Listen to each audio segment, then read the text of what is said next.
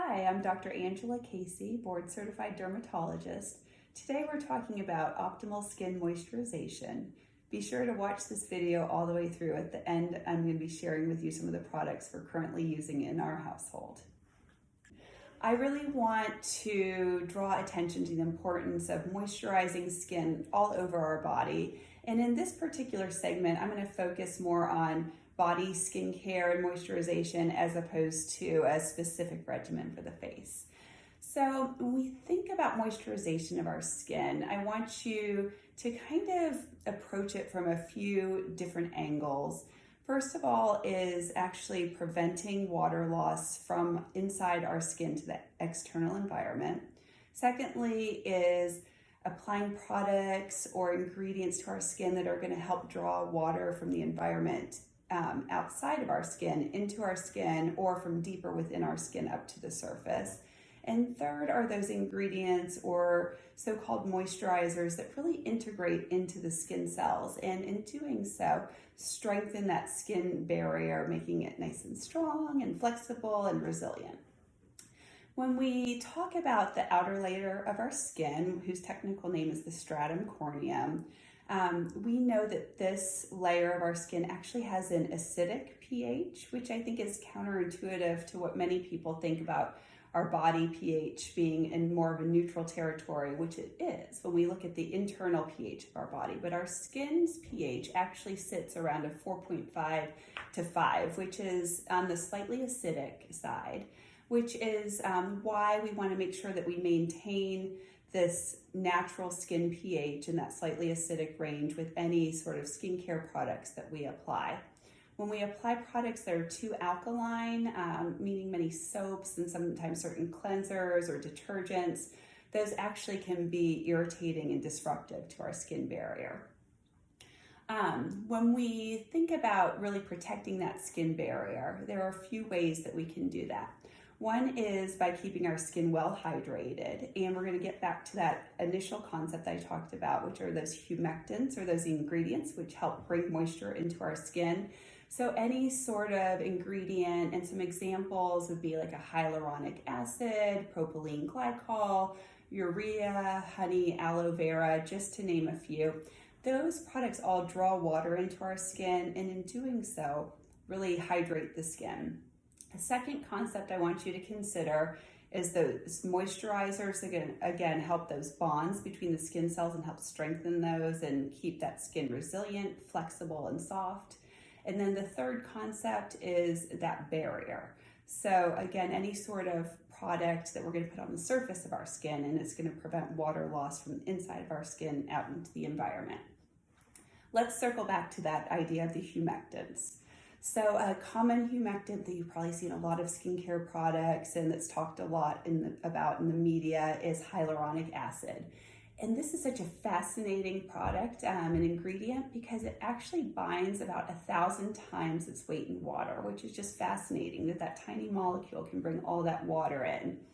So when you have hyaluronic acid in a product, as you can imagine, it's going to really help draw all that hydration in.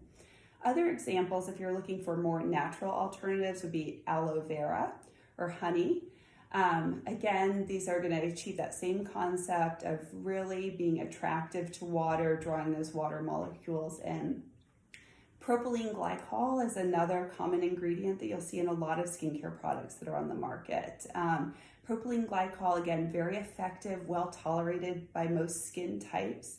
I will say the only disadvantage to that propylene glycol ingredient is that in some individuals it can cause a little bit of an irritant dermatitis. So it can be a little bit irritating and abrasive to the skin. In certain individuals, most people tolerate it fine. So let's move on from those ideas of the idea of the humectants to the moisturizers. And moisturizers, again, are what really help strengthen the bonds between your skin cells.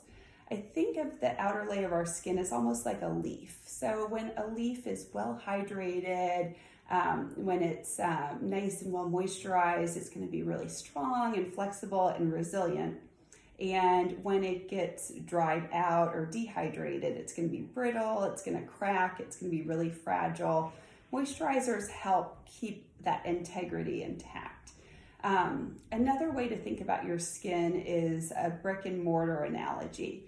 So if your skin cells are the bricks of that brick wall and the mortar are those ingredients that help bind those bricks or those skin cells, moisturizers help strengthen that mortar between the skin cells.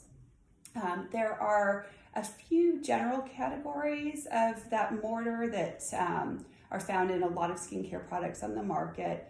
Ceramides, which in natural skin comprise about 40 to 50% of the fatty compounds within the cells, or within the skin layer between the cells. Cholesterol comprises about 25%, and then free fatty acids are the other 10 to 15%. And you may see one or all three of these ingredient categories in many common creams and lotions that are on the market.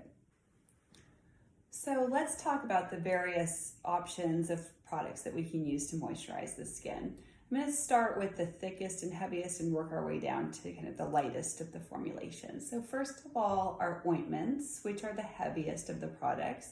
These are usually comprised of about 80% oil and 20% water. So when you think of ointments, they have that thicker, almost like a pastier conformation to them. They might be a little bit more difficult to spread over the skin. Following ointments, in terms of thickness, we have creams. Creams are about a 50-50 percentage, 50% oil to 50% water. These are going to be thicker than a lotion, not as thick as an ointment. They generally spread pretty easily, but again, they're going to just have a little bit more heft and bulk to the configuration of them. After creams come lotions, which have a higher water content compared to ointments or creams. So these are going to be lighter weight, they're going to spread more easily, thinner consistency, they're going to absorb really beautifully into the skin. Some of them may have alcohol in them, some of them may even be oil-free. So if you're the type of person that naturally has a lot of oil in your skin, you want something lightweight, or perhaps during the summer months when it's hotter and humid in the climate where you live, that lotion may be a really good option. If you're someone that has drier skin that needs more hydration and more protection, probably not your go-to. And then finally are oils.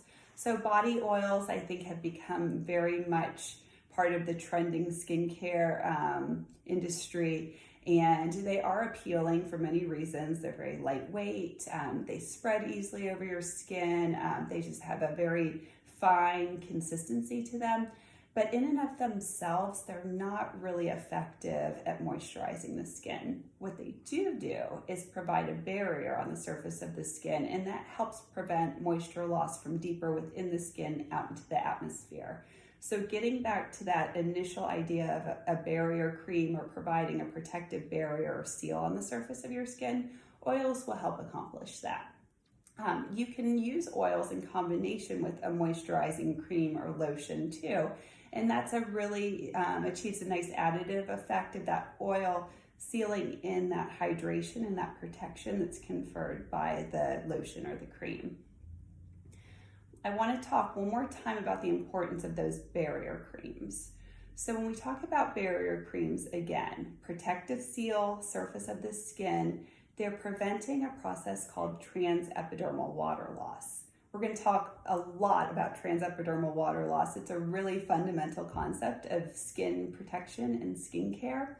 And what that refers to is when we lose moisture from within our skin to the external environment.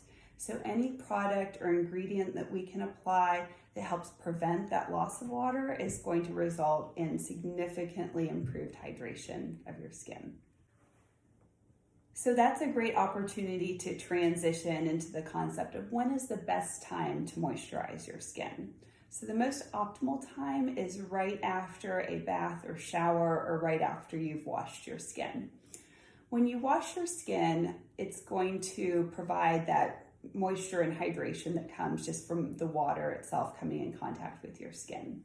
When we bathe in the bath or shower, it's always ideal to use lukewarm to warm water. Hot water or really cold water are both a little bit too extreme and too shocking to your skin. We want to use gentle fragrance-free cleansers, ideally something that's pH balanced, like we were talking about earlier, to support that slightly acidic environment of your skin. And we're wanting to remove dirt and oil and other pollutants without removing those natural lipids that we talked about, like those cholesterols and ceramides and free fatty acids. So we want to keep all of that intact when we're bathing to the extent that we can. After we bathe or shower or wash our skin, we're going to have water that's kind of sitting on our skin afterwards, or kind of has been absorbed slightly into the surface of our skin. This is the ideal time and our opportunity to seal in that hydration. So that moisture, those water molecules that are sitting and have absorbed slightly into the topmost layers of our skin, now when we apply our moisturizer or barrier cream, it's going to keep all of that trapped inside. And that's going to keep our skin really healthy, strong, well moisturized, and flexible. So just to recap the concepts that we've covered in this discussion, we've talked about the optimal way to moisturize your skin and approaching that from a few different angles, including humectants, moisturizers, and barrier creams. Humectants, again, are those ingredients that help draw water into your skin, so they're very hydrophilic, meaning that they attract water. Second concept are those moisturizers, which help strengthen the bonds and the integrity between the skin cells in the outermost layers of your skin. So again, thinking about that brick and mortar analogy of the outer layer of our skin, or the stratum corneum, those moisturizers are going to integrate right in and really strengthen the bonds between each of the skin cells. And then that third concept, the barrier creams, which are those products that we're going to apply over the surface of our skin, and think of that acting as a shield or barrier and preventing water from being lost from our skin into the external environment. So I promised to share with you some of the products that we're currently using in our household. One of our favorites is Vanicream. So this brand, this line in general, is known for being really gentle and ideal for individuals with sensitive skin. It's free of parabens, formaldehyde, dyes, and fragrance. It does have petrolatum in it, so if you're wishing to avoid that, this may not be the most optimal choice for you. The Vanicream is, I'd say, a moderately thick cream, but still absorbs really easily and works very effectively to integrate into the skin, provide that moisture and hydration, while the petrolatum helps with providing that barrier function and preventing the transepidermal water loss. Another staple in our household is Aquaphor.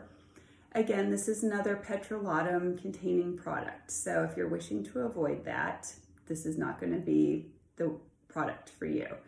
Aquaphor is very thick and greasy. It's almost like a Vaseline type consistency.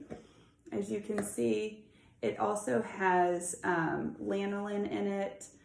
So that's going to provide extra moisturization, and ceresin, as well as mineral oil and glycerin. So this is not only going to pull moisture into your skin, it's also going to provide that nice barrier. I use Aquaphor almost every night on my lips. I feel like it's one of the best products for providing that barrier and that seal over the skin to prevent that water loss overnight. And when I use this, I feel like my lips are so much better hydrated and moisturized when I wake up in the morning. Next, we have a staple for most dermatologists. This is CeraVe Moisturizing Cream. This is a nice, moderate consistency moisture cream that's set apart from other products on the market because it has 3 distinct ceramides within it. Remember, we talked about how ceramides help strengthen the bonds between your skin cells, and in doing so, help maintain the integrity and strength of your skin. So you can see this is just a nice moderate weight cream.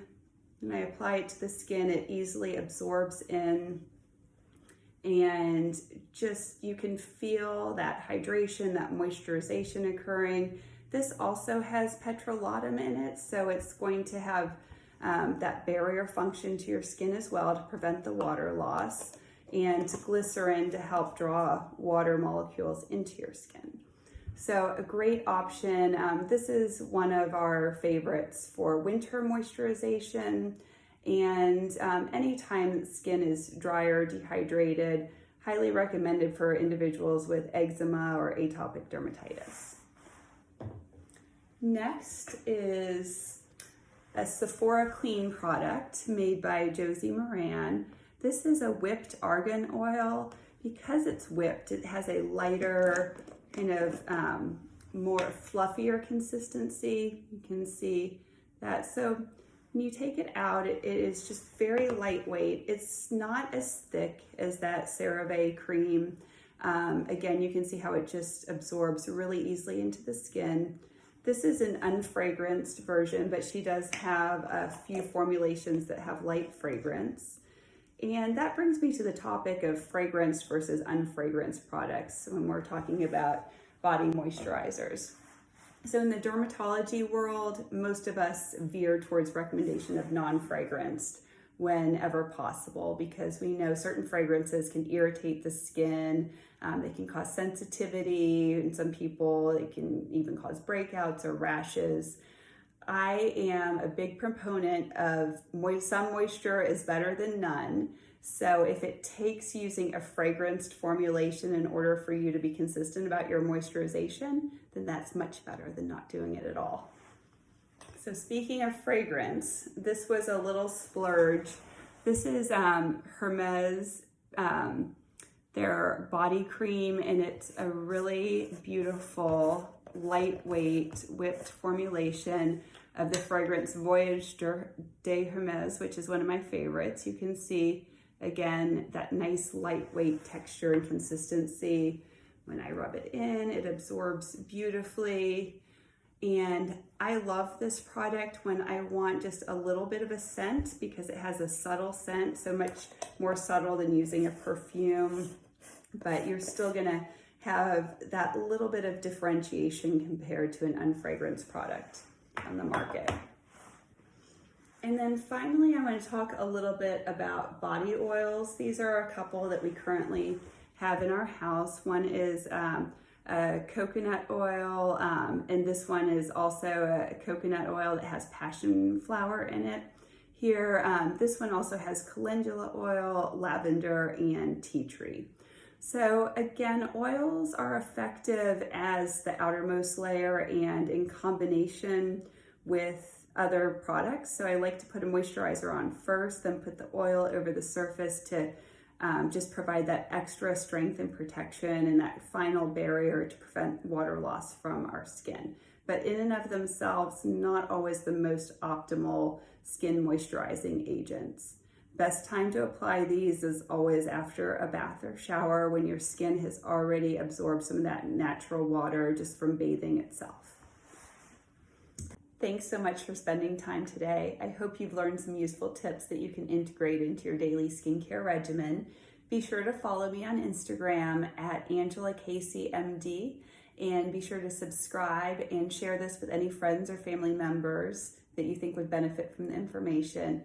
Feel free to leave any reviews and comments, and also any topics for additional skincare questions or dermatology concerns that you would like addressed in future episodes. Have a great day.